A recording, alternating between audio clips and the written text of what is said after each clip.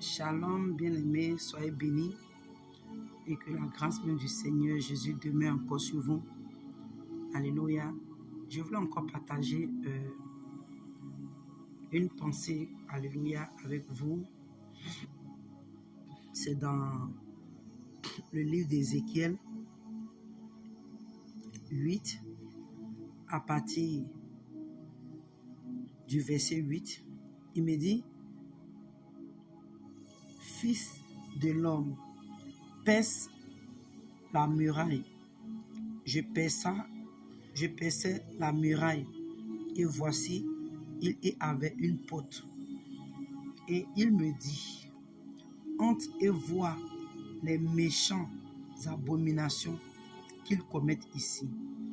J'entrais et je regardais, et voici, il y avait toutes sortes de figures, des reptiles et de bêtes abominables, et toutes les idoles de la maison d'Israël, peintes sur la muraille tout autour. 70 hommes des anciens de la maison d'Israël, au milieu desquels était Zazania, le fils de Shaphan, se tenaient devant les idoles, chacun l'encensoir à la main, et il s'élevait une épaisse nuée d'encens. Et il me dit, fils de l'homme, vois ce que font dans les ténèbres les anciens de la maison d'Israël, chacun dans sa chambre pleine de figures, car ils disent, l'Éternel ne nous voit pas. L'Éternel a abandonné le pays. Et il me dit, tu verras encore d'autres grandes abominations qu'ils commettent. Bien-aimés, toi et moi ici, nous voyons que c'est le Seigneur qui avait pris Ézéchiel pour lui montrer, comment je peux dire, ce que les anciens de la maison d'Israël étaient en train de faire. Et bien aimé, nous voyons que c'est quelque chose qu'ils étaient en train de faire dans le secret. Alléluia, personne ne savait. Ce qui veut dire qu'en pleine journée, ils étaient des hommes, des personnes en qui on pouvait faire confiance. Ce sont des personnes sur qui beaucoup de personnes contestaient, des personnes qui étaient à la tête des assemblées. C'est des personnes, aujourd'hui en notre temps, on peut dire des pasteurs, des évangélistes, des apôtres, des prophètes, des docteurs, des gens qui conduisaient les âmes de Dieu. Alléluia, qui conduisaient le peuple d'Israël. À notre temps, des personnes qui étaient établies sur des assemblées comme des évêques, selon la Bible. Alléluia, selon, je crois, dans le livre de Corinthiens, 2 Corinthiens. Mais bien aimés, nous voyons que dans le secret, ces personnes-là pratiquaient, on peut dire, la sorcellerie. Ils envoûtaient sans doute le peuple d'Israël, ils adoraient des dieux étrangers, ils faisaient des offrandes aux idoles, bien aimés. Et le Seigneur, connaissant ces choses, a amené Ézéchiel à les découvrir.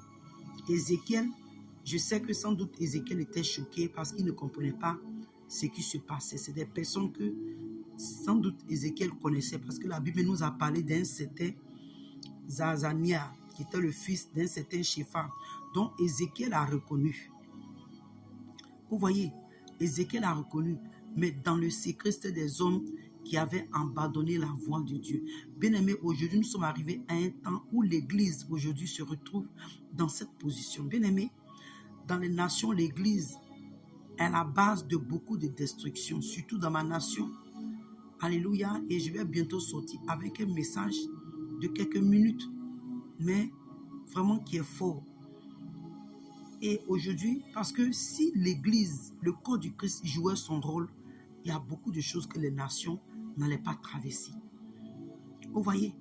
Donc aujourd'hui, on parle ici des anciens de l'Église qui étaient dans les loges mystiques, qui sont dans les pratiques occultes, qui sacrifiaient des idoles, qui sacrifiaient des offrandes aux idoles, qui adoraient des dieux étrangers.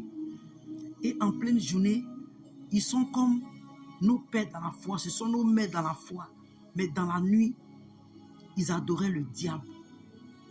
Bien-aimé, c'est ce que l'Église vit aujourd'hui. C'est ce que l'Église est en train de traverser aujourd'hui. Peut-être que toi qui m'écoutes, ton père ou ta mère dans la foi est dans ses pratiques occultes. Quand tu regardes un peu ta vie, tu n'avances pas, tu ne grandis pas avec le Seigneur, mais tu n'arrives pas à quitter, à sortir de cette emprise maléfique sous laquelle tu es. Parce que chaque nuit, ton âme est tapotée par des choses mystiques. Ton âme a été enchaînée quelque part.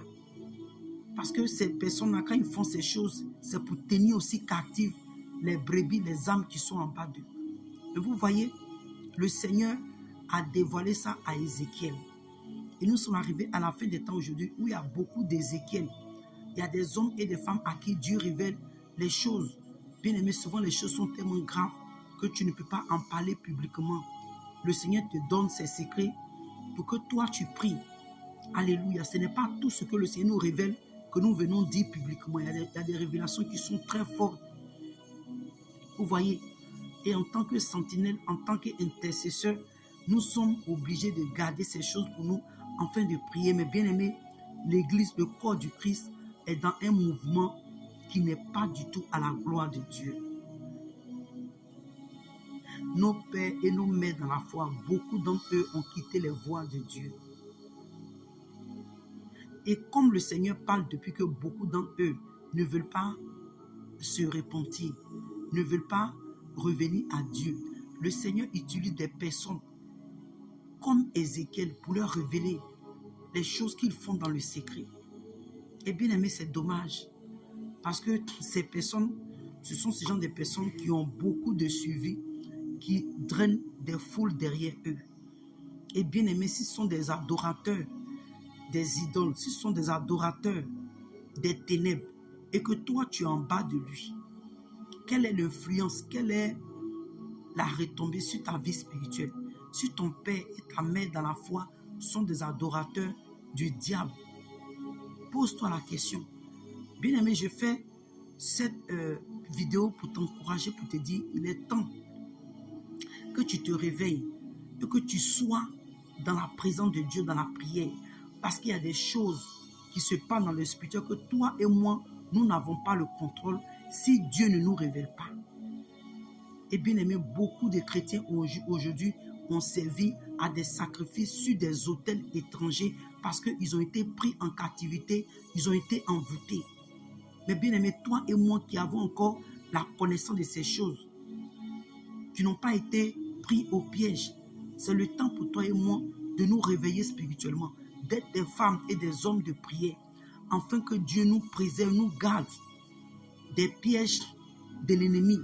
Parce que beaucoup de serviteurs et de servantes de Dieu se sont égarés, sont allés tisser des alliances avec des esprits des eaux, le monde des ténèbres, avec le diable. Et beaucoup de leurs membres sont sacrifiés, bien-aimés, sur leurs autels maléfiques. Donc je t'interpelle, bien-aimé, réveille-toi.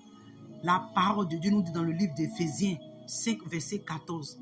Il dit, toi qui dors parmi les morts, réveille-toi et relève-toi afin que Christ t'éclaire. Bien-aimé, ce message vient pour t'exhorter à te réveiller dans la prière, à te réveiller spirituellement. Bien-aimé, rentre en toi-même et fais ton mea culpa et regarde ce qui ne va pas dans ta vie et cherche réellement la face de Dieu afin que le Seigneur te positionne pour la fin des temps. Parce que, bien-aimé, nous sommes à la fin des temps. Le Seigneur m'a dit, l'ange de l'Éternel m'a dit que nous sommes à la fin des temps. Les temps sont finis. Nous sommes dans les 7 jours de Noé. Bien-aimé, qu'est-ce que tu fais de ton âme? Qu'est-ce que tu fais de ton salut? Vas-tu regarder les émotions parce que tu es attaché à ton père ou ta mère spirituelle pour laisser ton âme s'égarer? Je dis non. C'est le moment de te lever. Lève-toi et rentre en prière afin que Dieu te sauve. Shalom et shalom. Au nom de Jésus, réveille-toi, bien-aimé. Sois béni. Shalom.